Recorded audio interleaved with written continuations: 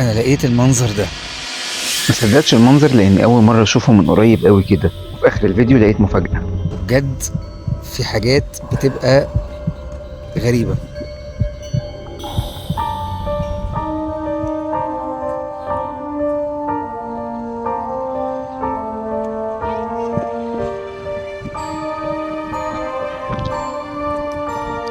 ربنا مديها حنان في قلبها علشان تقف وولادها ياكلوا.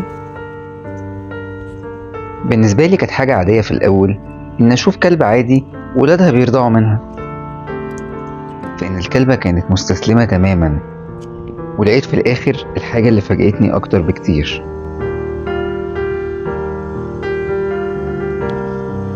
واكيد شايفين طريقه استخدام الكلب لايده عشان يعرف يكمل اكل.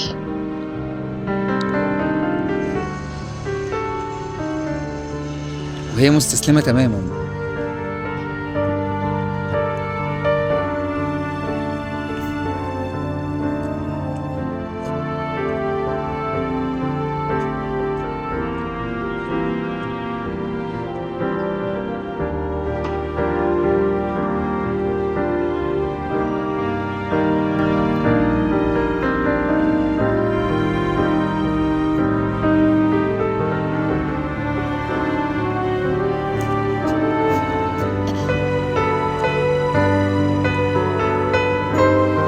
حاولت اقرب اكتر بس بالراحه عشان ما اعملهمش ازعاج او احسسهم ان في اي مشكله حواليهم.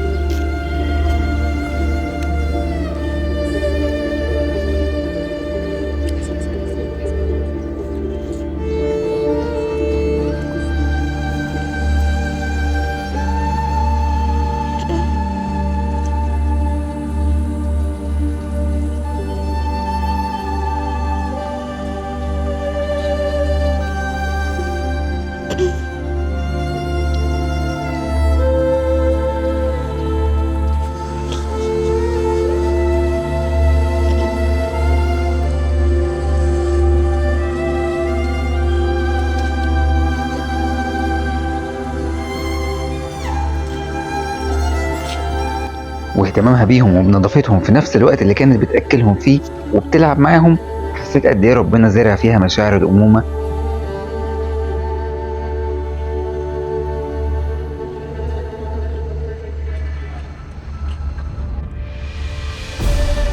انا متوقعتش ان العدد كده. ما كنتش متوقع ان ممكن يكون عدد الكلاب بالمنظر ده وكلهم بيرضعوا في وقت واحد، ودي كانت الحاجة اللي مفاجئاني، لانه الكلبة نفسها مستسلمة تماما لكل ولادها، حتى مش بتقول لهم مثلا لا او هي تعبانة، رغم ان انا متأكد من تعبها، بس برضه هي عشان حاسة بكل ولادها. المنظر ده بيبين بجد قد ايه قدرة ربنا في حاجات معينة